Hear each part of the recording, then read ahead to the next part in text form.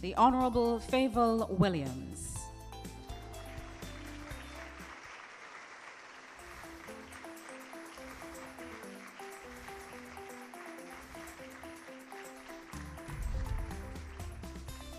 And our keynote speaker for this afternoon, Prime Minister of Jamaica, the Most Honorable Andrew Holness.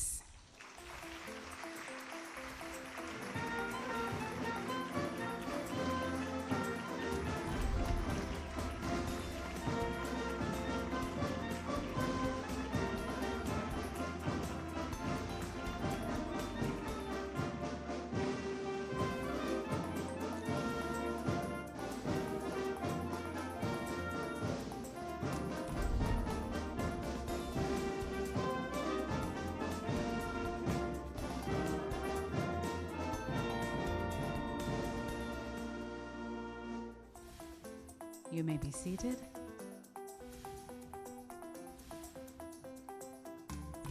Honorable Fayval Williams, Minister of Science, Energy and Technology, Jamaica, and Chair of the ECPA Ministerial Meeting. His Excellency Louis Almagro, Secretary General in the Organization of American States. Ministers of Energy, members of the Cabinet, senators, and I recognize Senator Mr. Auburn Hill, Dr. Fenton Ferguson, representing the Leader of the Opposition, Jamaica, members of Parliament, mayors, heads of delegation, ambassadors and permanent secretaries, representatives of the U.S. Treasury Department and the U.S. Embassy, development partners, heads of public sector entities, private sector delegations, technocrats, and other key stakeholders in the energy space, members of the media, distinguished ladies and gentlemen all, good afternoon to you. Good afternoon and welcome to the 4th Energy and Climate Partnership of the Americas, ECPA Ministerial Meeting, right here in Montego Bay, Jamaica, at the lovely Convention Center. We are committed to furthering the hemispheric and regional development agenda and are delighted to host this very important meeting. Cooperation, strategic partnerships, and dialogue are imperatives for our region. And so on behalf of the government of Jamaica and our citizens, again, I say welcome. This afternoon, we will be hearing from the Honorable Minister. We will also be hearing from our Secretary General of the OAS, and of course, our keynote speaker, the Most Honorable Andrew Holness, Prime Minister of Jamaica. At this time, I would like to invite the Honorable Fayval Williams, Member of Parliament and Minister of Science, Energy and Technology, Jamaica, to bring her opening statement. Ladies and gentlemen, please make her welcome.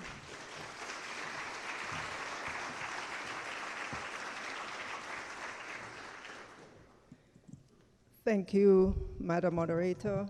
Good afternoon, everyone. Good afternoon. After all, we are at an energy conference, right? Let me add my welcome.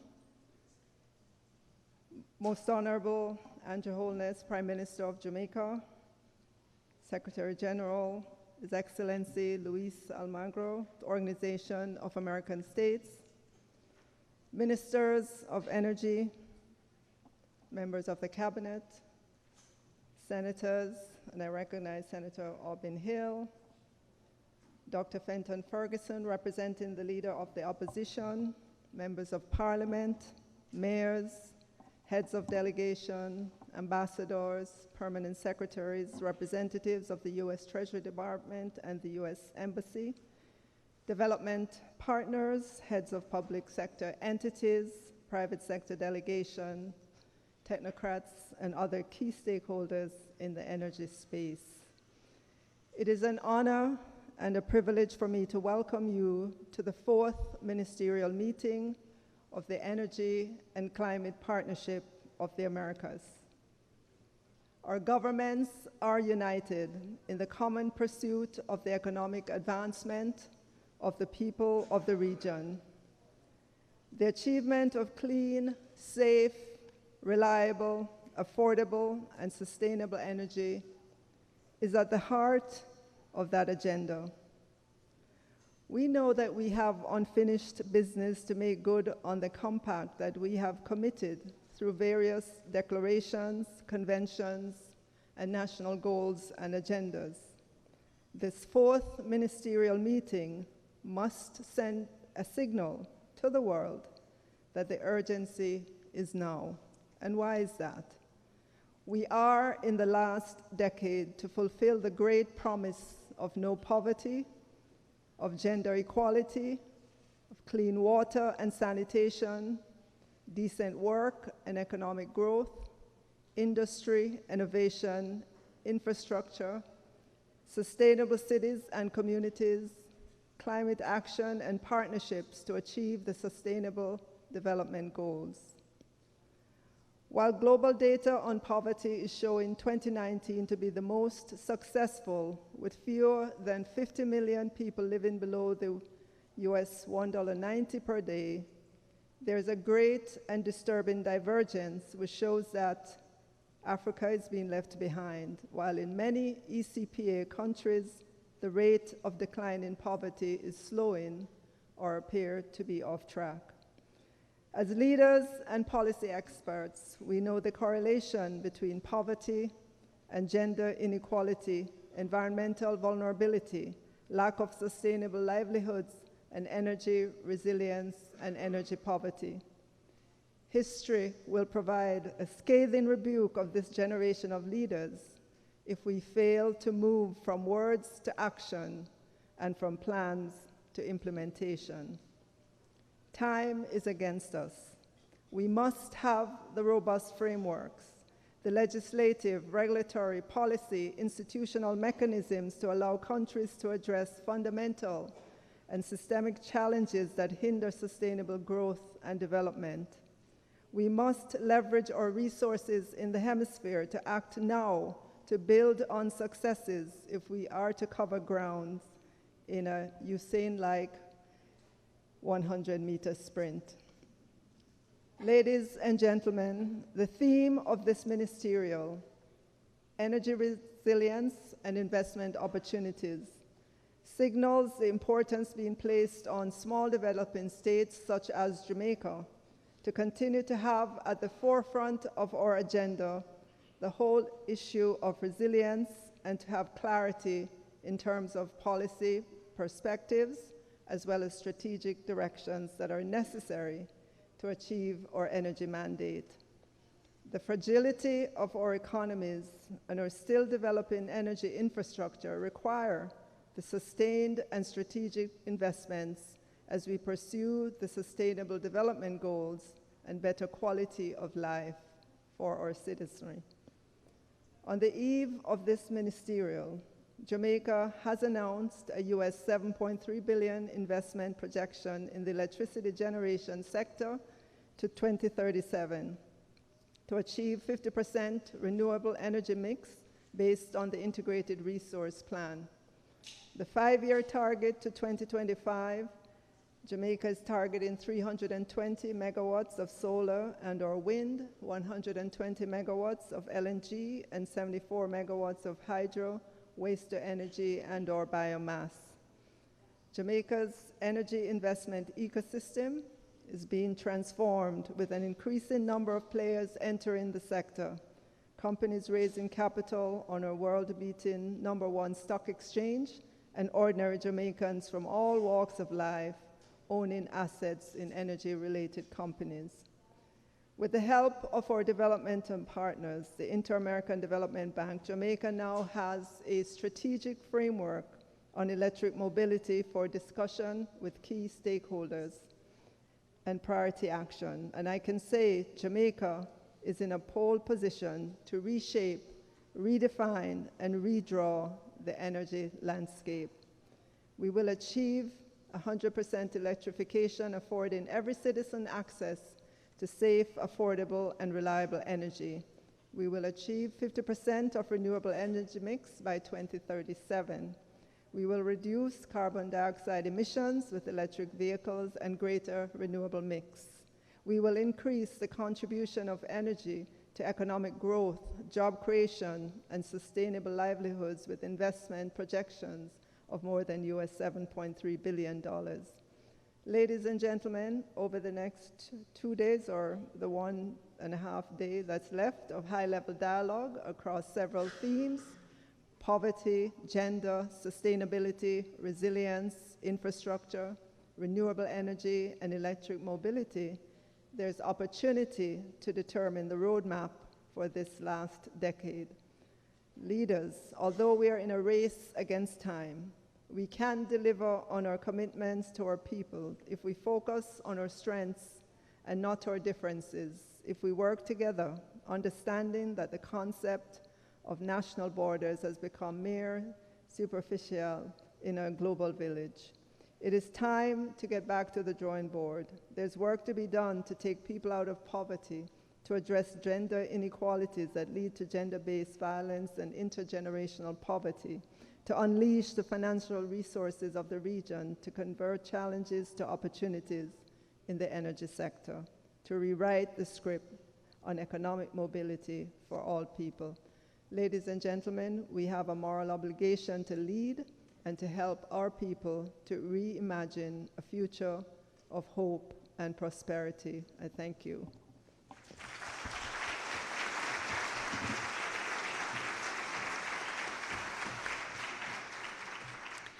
And thank you very much. Muchísimas gracias, señora ministra Fayval, ministra de Ciencia y Tecnología aquí en Jamaica.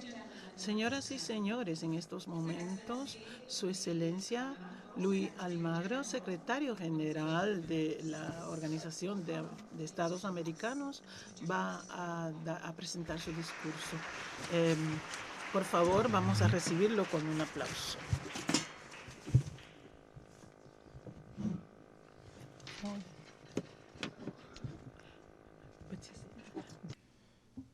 Prime Minister of Jamaica, the Most Honorable Andrew Holness, Minister of Science, Energy and Technology, Minister of Foreign Affairs, thank you very much, dear colleagues, estimated friends. Investing in resilient energy infrastructure brings Americas one step closer to energy independence, prosperity, and expanding the rights of all our people. I thank you, Prime Minister Holness, and the government and people of Jamaica for the outstanding arrangements made for this fourth ministerial meeting of the Energy and Climate Partnership of the Americas in the charming city of Montego Bay. It is truly a pleasure to be enjoying the warm hospitality again and to be witnessing the dynamism for which Jamaica and Jamaicans are so well known around the world. Jamaica is making a name for itself on the energy front with its relentless pursuit of a diversified energy mix with significant investment in clean and renewable energy. It is therefore quite fitting that Jamaica is today hosting energy ministers from across the hemisphere in discussions on energy resilience and investment opportunities. I cannot think of a more appropriate venue or a timelier theme for this meeting. Since ECPA ministers' last meeting in Viña del Mar 3 years ago, OIS member states have taken bold action to strengthen their energy security and independence. For example, Jamaica has revised its target for renewable energy as a percentage of its electricity from 30% to 50% by 2030. Chile has set a target of 70% renewable by 2050, using mainly solar and wind energy. Costa Rica exceeded 98% of renewable electricity generation for the 5th consecutive year. Panama opened the first liquefied natural gas plant in Central America to provide the region with a cleaner option for electricity generation. In Colombia, the shares of renewable in total power production peaked at 70% in January this year. In Brazil, renewable energy accounted for more than 75% of new capacity added to the nation's power grid in 2019. I can go on. In summary, renewable power generation in Latin America and Caribbean has increased by 55% in absolute terms since 2000, making our region a global leader in renewable energy. This expansion is a direct result of successful policies combined with decreasing technology costs, especially in wind and solar. This performance will improve as major cities in Latin America adopt electric bus fleets to cut fuel costs and improve air quality. Some market researchers estimate that by 2025, more than 5,000 electric buses will be delivered annually to Latin American cities. In a region as vast as America's, with diverse culture, varied geography, and contrasting lifestyles, it is encouraging to observe the united and focused approach that countries are adopting toward ensuring access to affordable, reliable, sustainable, and modern energy for all. Governments and business are working together to build resilient and competitive economies and societies through the use of green technologies that generate jobs while stimulating economic growth, fostering sustainability, and combating poverty. However, alongside these and other major achievements, there are areas of concern. Income inequality and lack of opportunity are undermining the dreams of millions of men and women who have the talent, the desire, and the strength to build a better future for themselves and for their families. It is our job to level the field and work to ensure that every man, woman, and child is afforded the opportunity to realize to their full potential. Providing access to modern, affordable, and clean energy products and services is a big part of the solution. Energy is a key ingredient in making social and economic progress.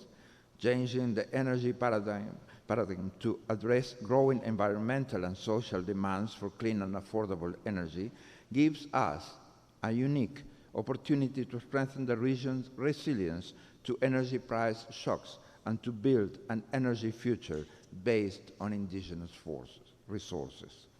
An equally important priority is ensuring that energy infrastructure is resilient to disasters.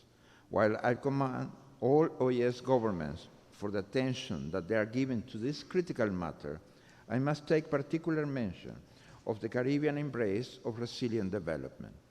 Dominica, by using its experiences from the passage of Hurricane Erika as a fuel for its drive to become the first climate-resilient country in the world. And the Bahamas is pursuing a similar development agenda, using its experiences from the passage of Hurricane Dorian last year. With its hosting of the 7th Regional Platform for Disaster Risk Reduction in the Americas and the Caribbean in July 2020, the Caribbean will have a priceless opportunity to focus global attention on resilient energy infrastructure within the broader context of disaster resilience.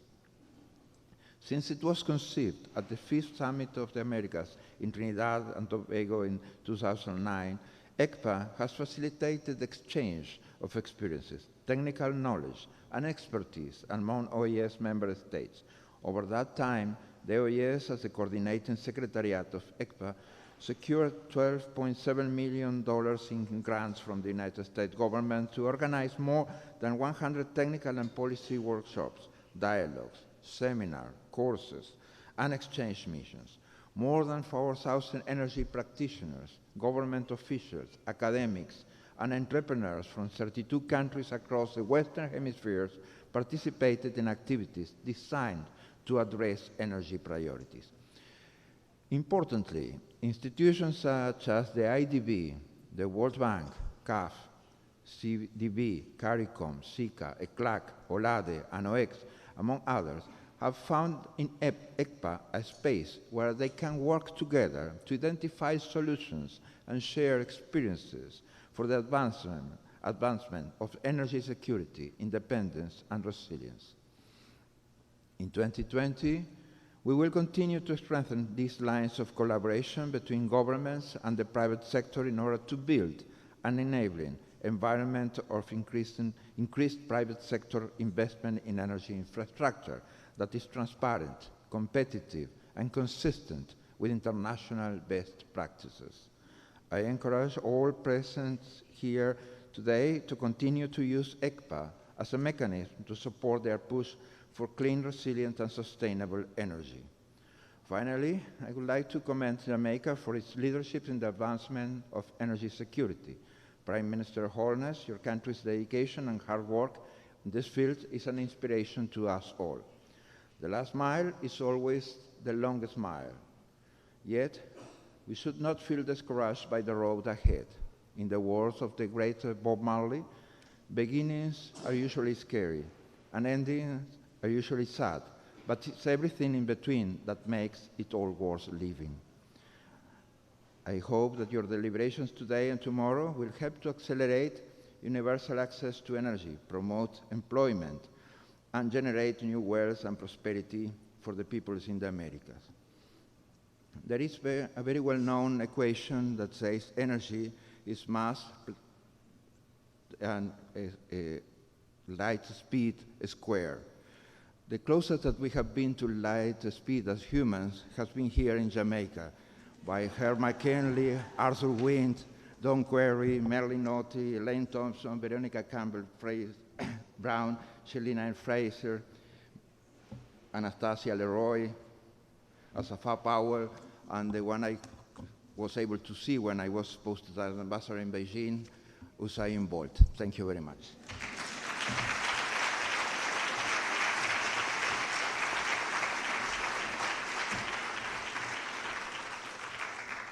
Thank you very much, Your Excellency. Allow me to acknowledge Minister of Foreign Affairs and Foreign Trade here in Jamaica, who's also with us, Mrs. Kamina Johnson-Smith. Welcome. And I heard the Secretary General just now quoting Bob Marley. And Bob Marley would say, "One good thing about music, when it hits, you feel no pain." And so we're going to hit you this afternoon with a little bit of music. We have one of our songbirds with us this afternoon. She's a self-taught guitarist, and she sings in different languages. So please, ladies and gentlemen, as she comes to do a medley of Jamaican songs, please put your hands together and make welcome Charmaine Lemonius.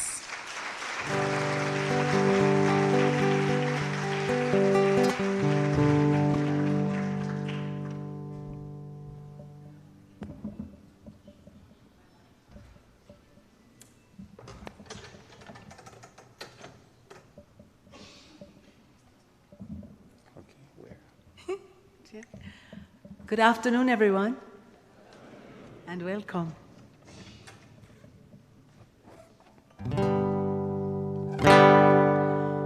Kudong Emmanuel Road, Yalla boy figure broke Rockstone. Me say fi broke them one by one, Yalla boy broke them two by two, Yalla boy broke them three by three. Finger mash up right, Yalla boy remember the play they play. Raju, the rocky road, sing jolly Mali Kalio. Raju, the rocky road, sing jolly Mali Kalio. Them long foot, why we not chat to them? Sing jolly Mali Kalio. Raju, the rocky road. Raju, the rocky road. Raju, the rocky road. Raju, the rocky road.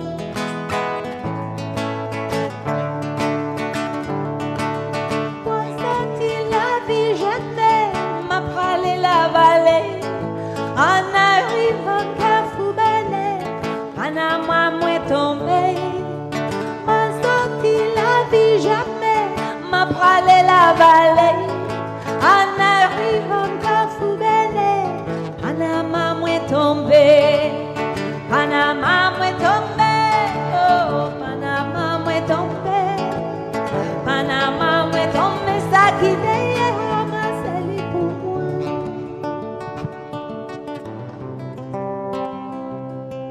América tiene amores, tiene estrellas consteladas. América tiene hermanos que la buscan y la llaman y todos se van uniendo. Y llegando al sol llegan festejando amaneceres, enlazan con sus canciones los arrullos que las mecen. América tiene amores, América tiene amores,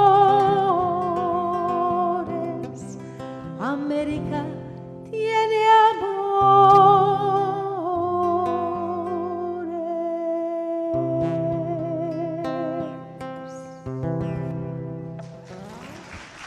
Thank you so much. I have the honor and privilege now of being accompanied by our amazing band.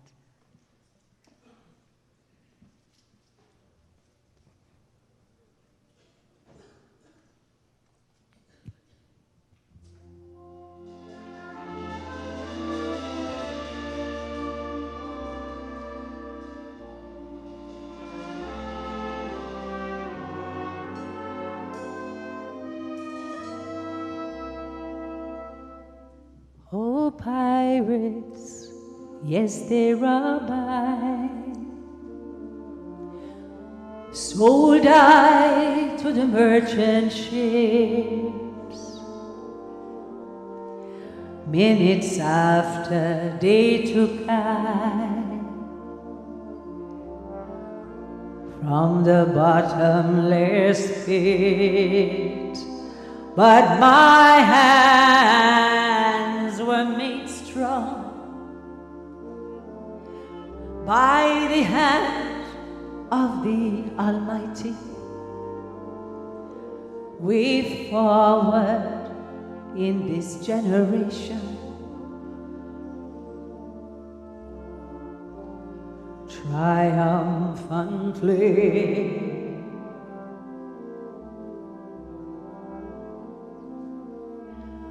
Won't you help to sing these songs of freedom? Is all I ever had. Redemption songs.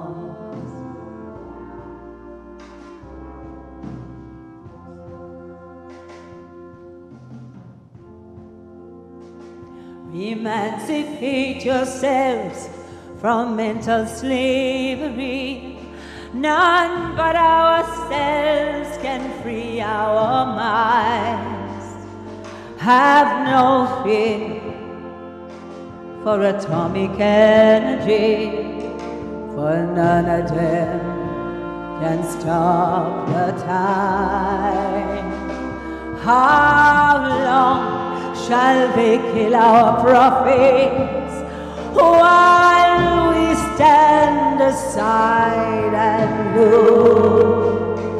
Some say it's just a part of it. We've got to fulfill the book.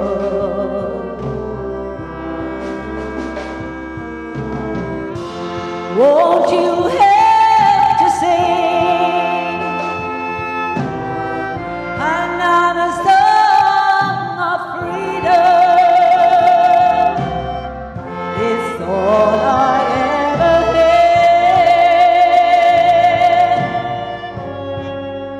Redemption song. Redemption song.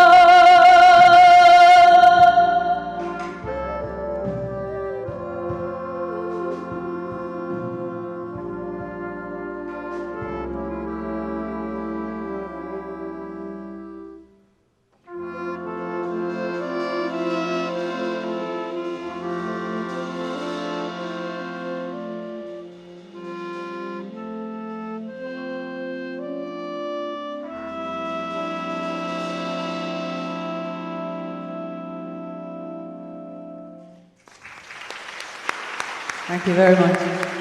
Thank you.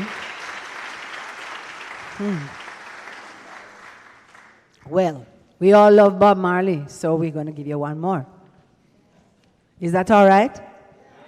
Can I hear this? So good. Okay.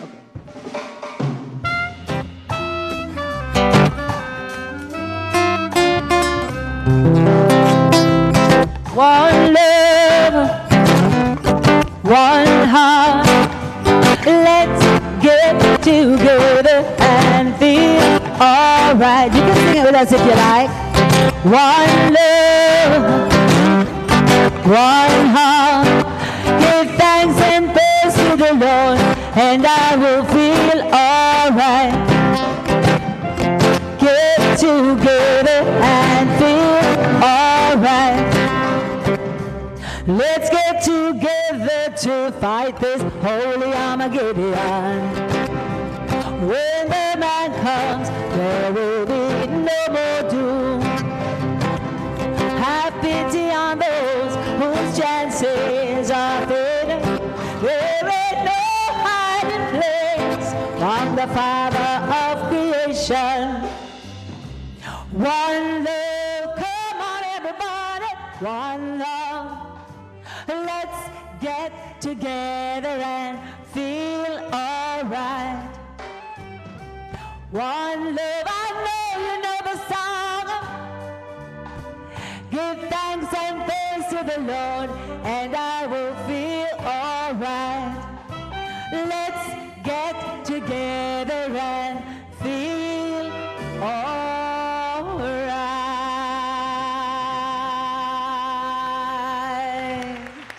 Thank you very much.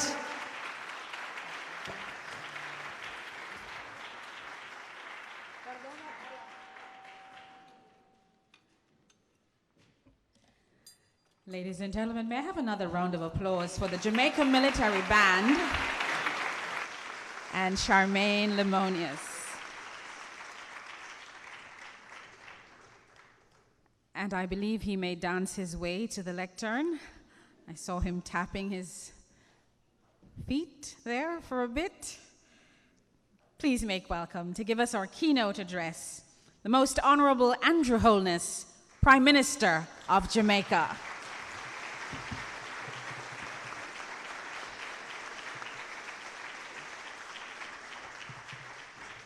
Thank you, Marlene.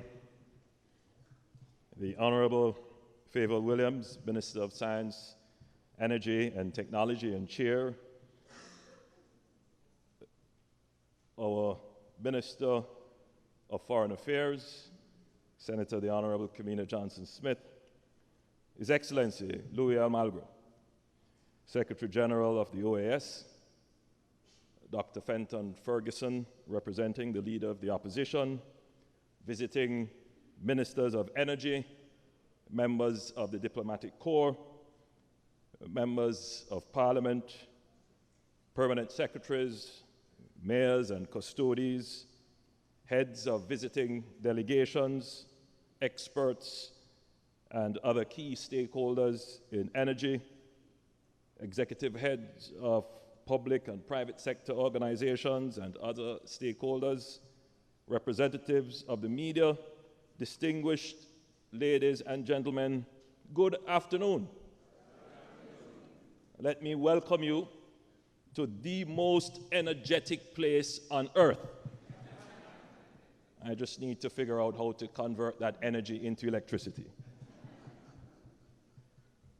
We have started a new decade full of challenges and risks, but also a decade filled with promise and opportunities.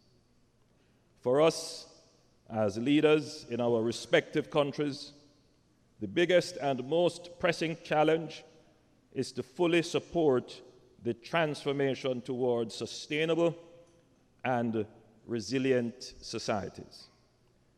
We must be able to deliver meaningful changes in the way we use the resources of the world to achieve a high quality of life for our citizens. This requires action at the local, national, regional, and global levels in order to address the developmental challenges of broad-based and sustained growth and environmental sustainability and climate adaptation. This requires a political commitment to mainstreaming climate and environmental considerations and resilience consideration in every aspect of government, particularly in the energy sector. As climate conditions change, and indeed as the global order of things change, the ability to respond to change is indeed now the most important characteristic of government. We must be ready, not only for the unpredictable nature of climate events, but we must also be prepared for the impact of pandemics, for the impacts of civil strife and civil unrest in far places, which all put together influence global markets and fuel speculative market behavior. Meeting the resiliency challenge requires a mindset that expects and even embrace disruption.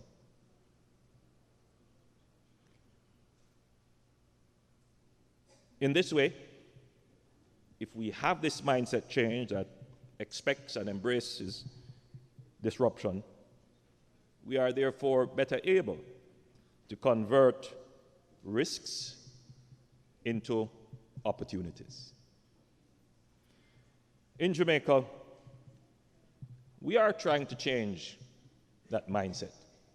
Everyone likes to be in a predictable situation. Everyone likes to be in a situation where they're comfortable, within their comfort zone. But the world, more often than not, is becoming a very unpredictable place. And change is the only thing that is predictable. There will be change. There will be disruption. And therefore, we have to embrace it. And we have to plan for it in all aspects of government, especially in energy. And in Jamaica, we're taking a number of steps towards building our resilience. We have started the implementation of mechanisms and measures for disaster risk reduction and strategic disaster financing planning. We continue to assess vulnerability and risks in critical sectors. We have made significant progress in planning the use of our resources and identifying investment needs. We are now more than ever challenged to get fully on board with energy transition. The private sector has a central role to play, and it is up to us to create the enabling environment for new and expanded investment opportunities in energy infrastructure that will bring energy access and resilience to more Jamaicans at a fair cost.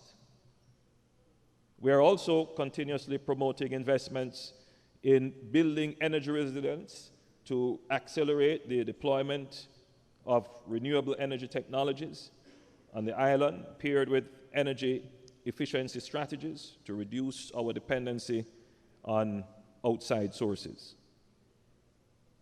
In October 2019, the largest solar farm in the English-speaking Caribbean was commissioned in the parish of Westmoreland.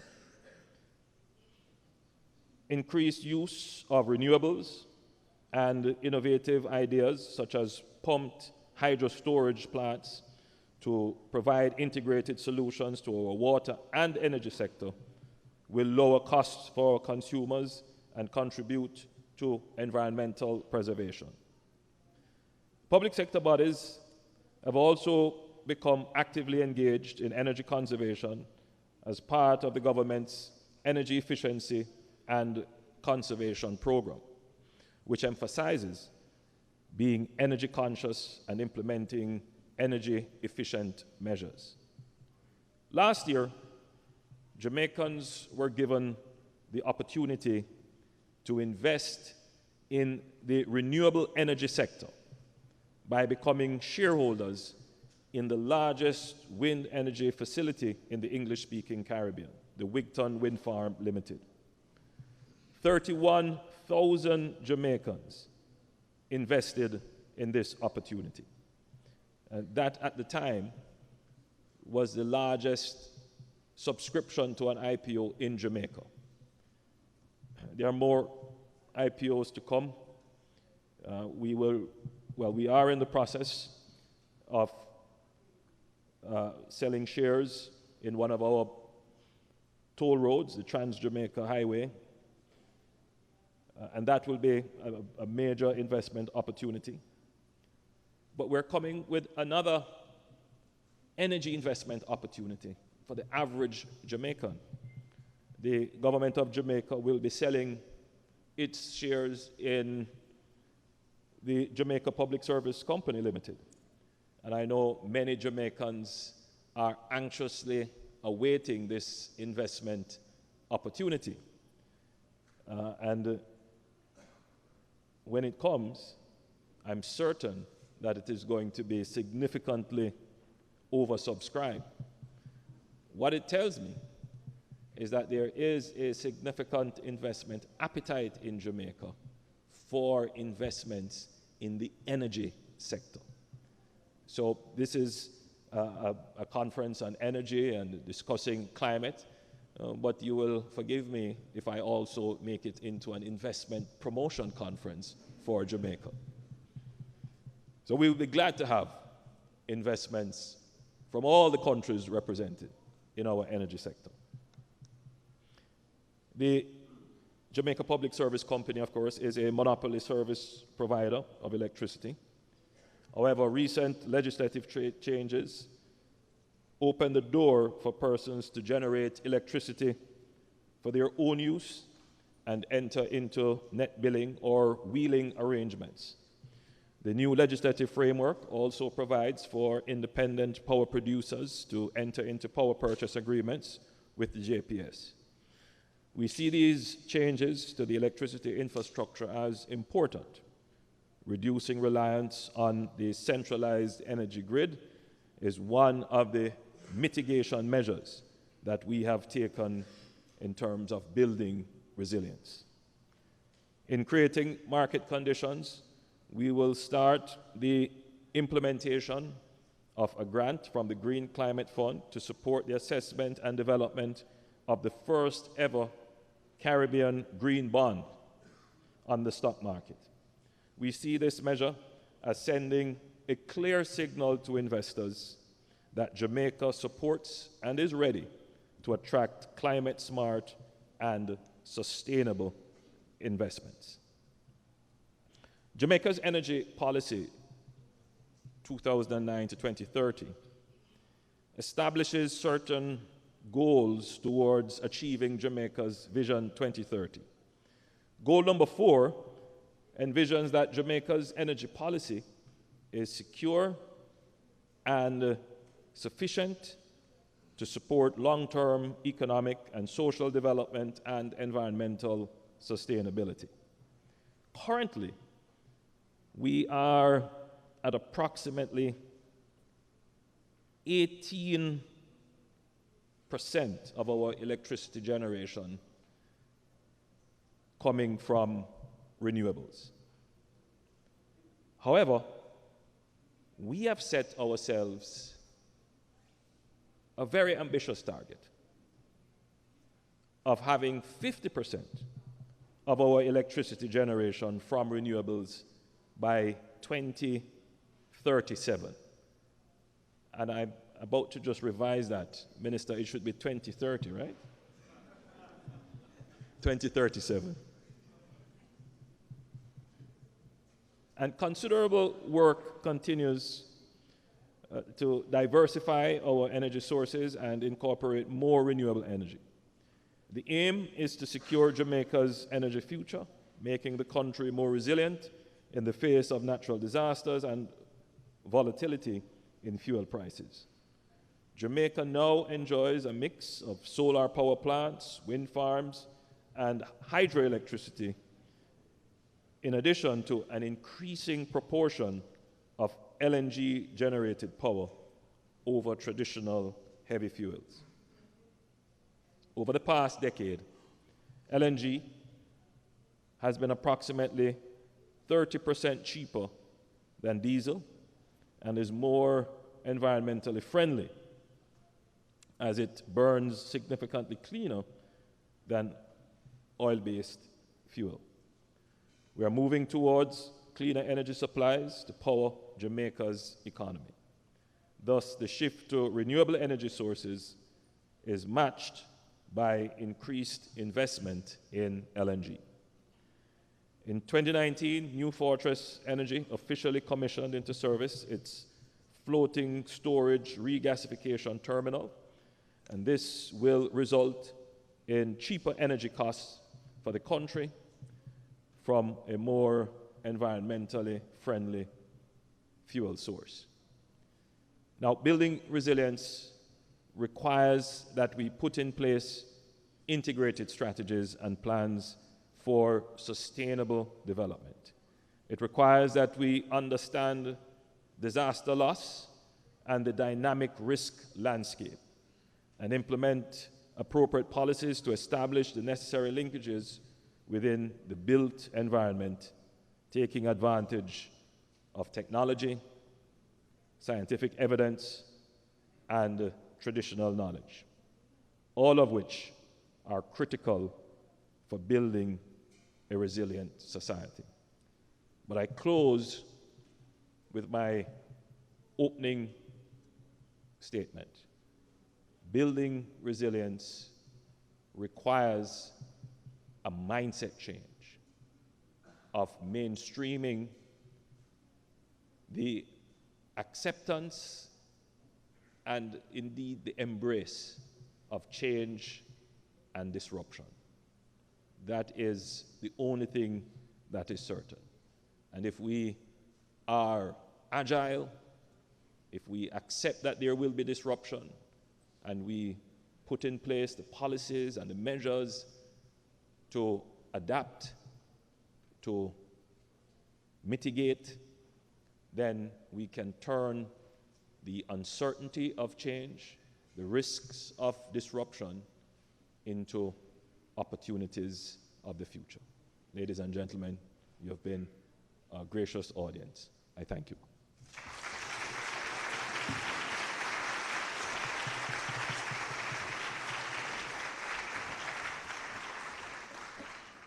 And thank you, Mr. Prime Minister, for bringing us up to date on several of the efforts that are being made by Jamaica to advance the resilience of our energy sector. Ladies and gentlemen, we have come to the close of the opening ceremony, but may I ask you to remain seated as we allow our ministers to proceed to Block D, the steps right here on Block D for their official photograph. I'm going to invite the platform party to depart first, and then I will call your names, and as soon as you hear your name, we ask that you follow suit for the official photo opportunity. So please remain seated as the platform party makes their way to the steps at Block D.